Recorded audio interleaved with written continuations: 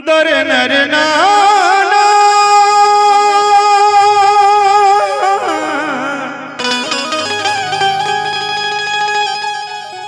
नारे सावरिया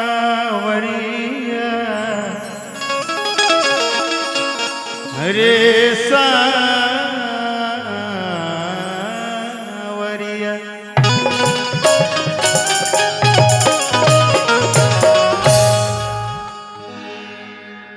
भाव छोटा सा बात 2 मिनट के रही 2 लाइन के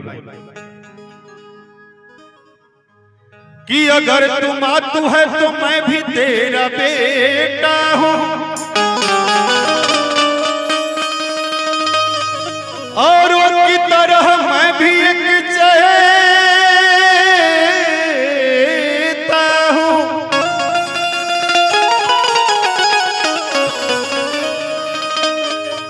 तेरे दरबार में सब आके कुछ देते हैं मोरी मैया जी, तो मैं भी तेरे दरबार से कुछ ना कुछ जरूर लेता हूं।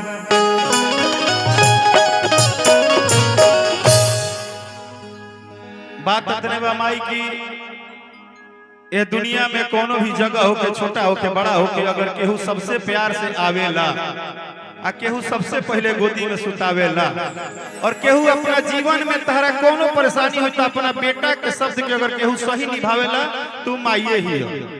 उ मंच होके कोनो कार्यक्रम होके जीवन के कोनो कठिनाई होके मेहरारू बात सुनी चाहे ना सुनी माई बात जरूर सुने ले। बीबी बात सुने या न सुने लेकिन माँ ऐसे शब्द है कि माँ बात सुनती ही है। बेटा कितना भी गलत किया हो आता है तो माँ कहती कि चोट लगा है क्या, तो इसलिए मुझे यहाँ नहीं समझ में आ रहा है तो हम इतना ही कहेंगे कि बस तुम ही आ जाओ, तुम ही देख लो हम क्या चाहते हैं। कि आसरा लगवले बानी कि काला सा सजवले बानी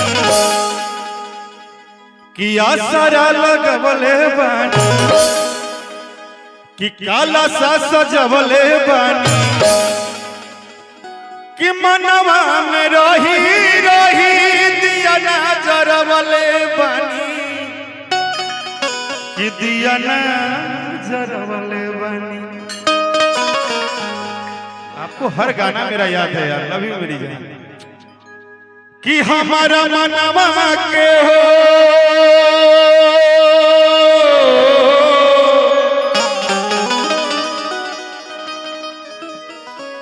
मुझे लगता है कि यहाँ जो भी लोग बैठे हैं आपको माँ से बहुत प्रेम होगा। अगर माँ से प्रेम करते हैं तो दोनों हाथ उठा लीजिए। अगर मेरी आवाज सुन रहे हैं चाची माँ जो भी हैं, आपकी भी मम्मी से प्रेम होगी ही, माँ से सबको प्रेम है, दोनों हाथ उठा लीजिएगा।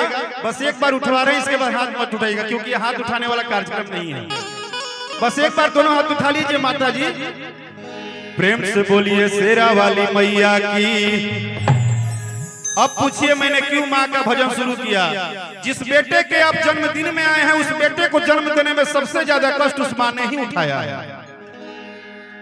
बाप भले सूर्य की तरह रखवारी करता है, लेकिन माँ उस चांद की तरह सेते रहती है ठंडे ठंडे अपने घर में बैठ के। बस वहीं से मेरी भाव थी कि हमारा मनमा के हो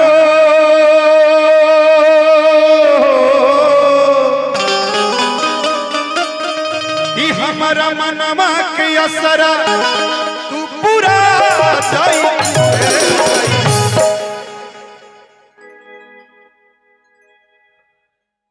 गाड़ी किसी की हो, गाड़ी कहीं की हो, क्लच और ब्रेक अपना होना चाहिए। कि हमारा मनमा के श्रद्धा तू पूरा जाई।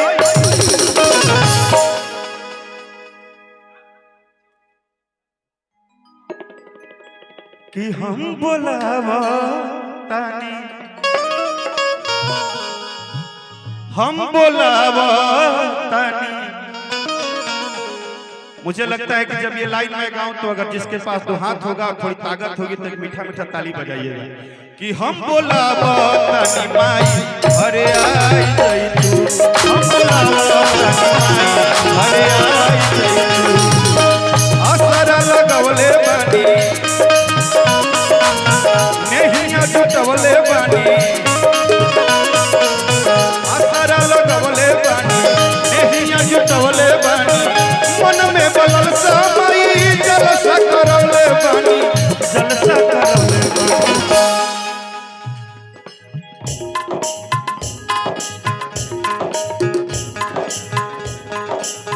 प्रेम से बोली शेरा वाली मैया की।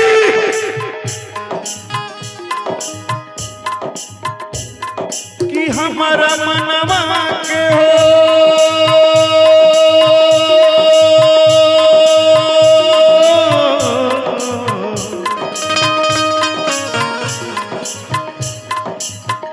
कि हमारा मनवा के हो, हमारा मनवा के असर पूरा हम बोलावा तानी, हम बोलावा तानी माई अरे आई जई तू। हम बोलावा तानी माई अरे आई जई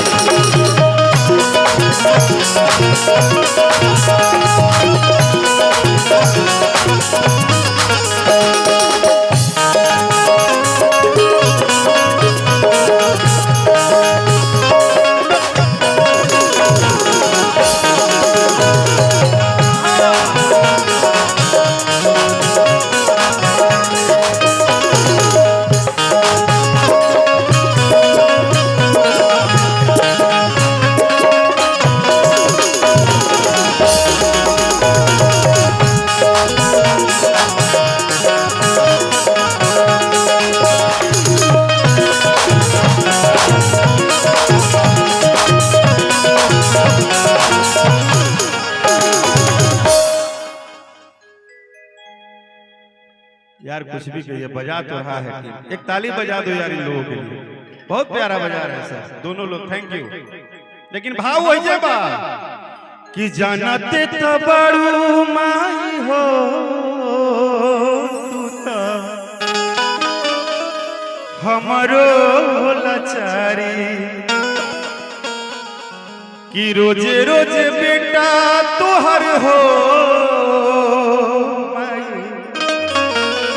रोवेला दुआरे। कि जानते तो बड़ू माई हो तू तो हमरो लाचारी।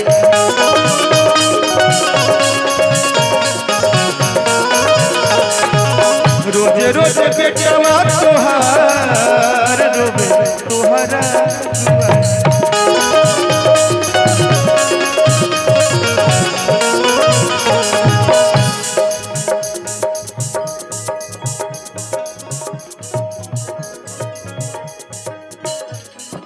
मनोज कुमार देवी दरबार 501 रुपया।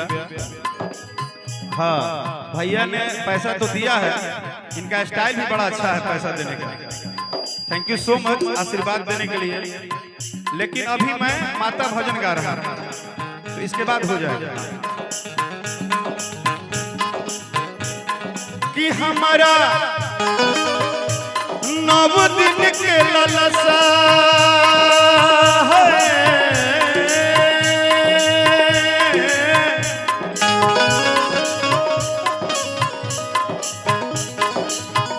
कि हमके नव दिन के रूप के हर देखा जाई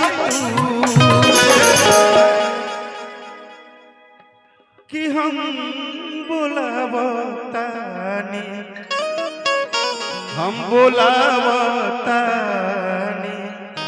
कि हम बोलावतानी माई अरे आई गई हम बोलावतानी माई अरे आई गई